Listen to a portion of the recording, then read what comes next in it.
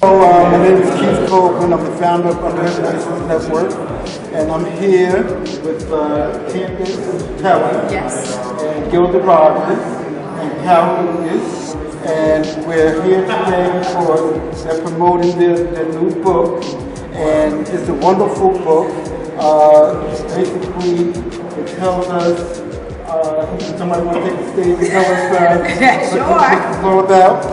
Well, the book is called Fearless, A Bold Approach to Reinventing Your Life, which really chronicles our stories, our own personal stories about being fearless in this day and time and having to reinvent ourselves because of the climate of the economy and losing our jobs and trying to navigate our way to still move forward in this life. And so we came up with this, not idea, but we wanted to focus on our passions, how to, tell people about getting over their fears so that they could really live life on purpose. And that's really what it is. Well, who came up with, the cover of the book?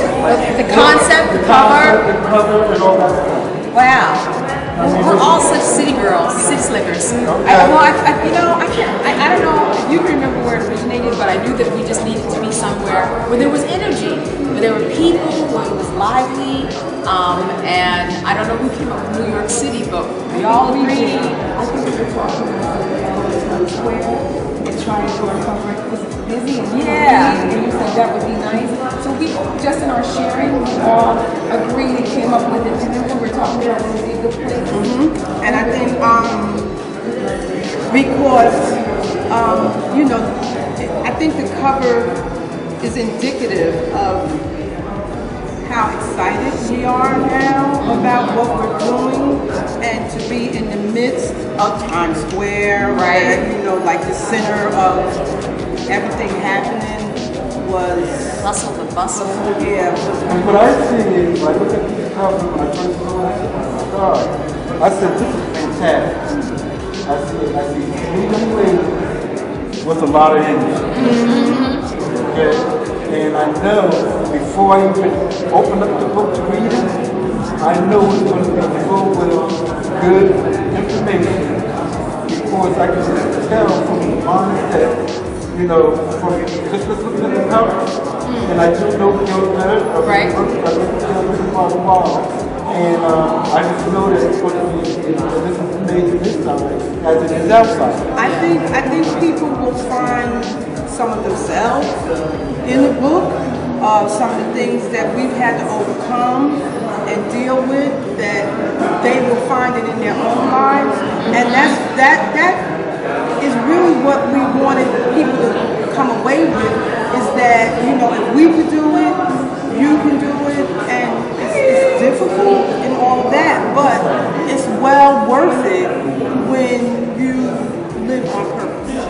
When you it's such a traditional route that's built for people, in America, and we followed that route. But then there were a lot of times when we felt this need to bust out, and all of us are busted out.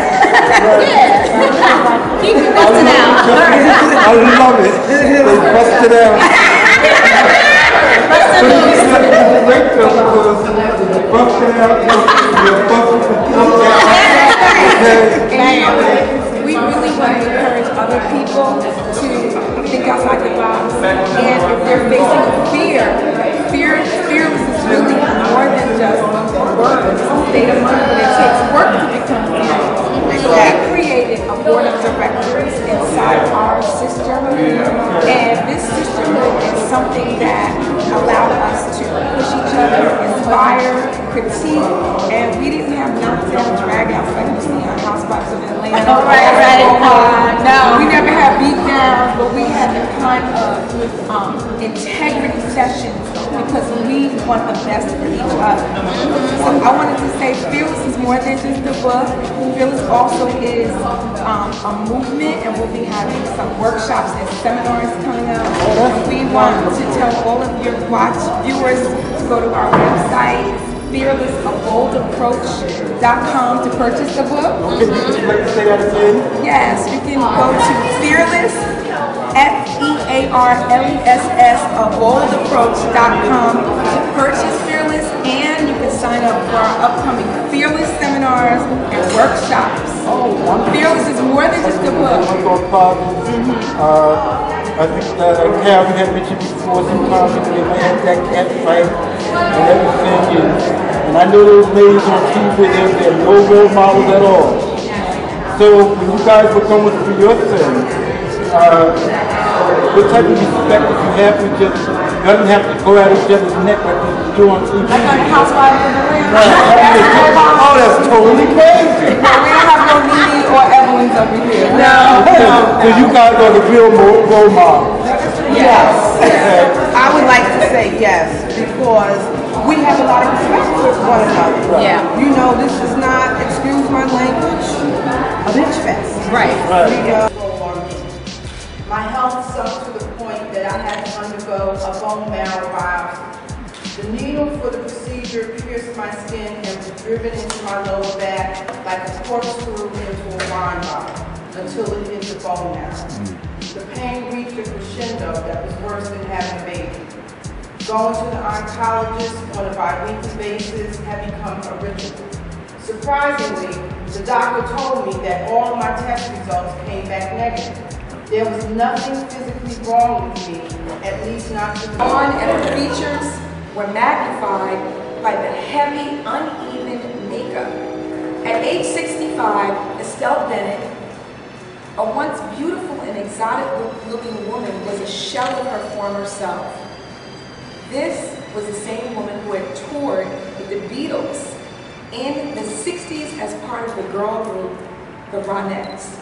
Following the group's breakup in 1967, Enthusiasm can also be misconstrued as arrogance or self-indulgence, but you cannot let other people snatch your good dreams. Some people in your life may not know where to fit to you without passion. This doesn't mean that you have to get rid of them. What it does mean is that many people in your life have a definition already of who you are, and it may be hard for them to see you as anything else except who you are right now at this very moment. You're a mom, a doctor, or a teacher. That's all some people may see, period.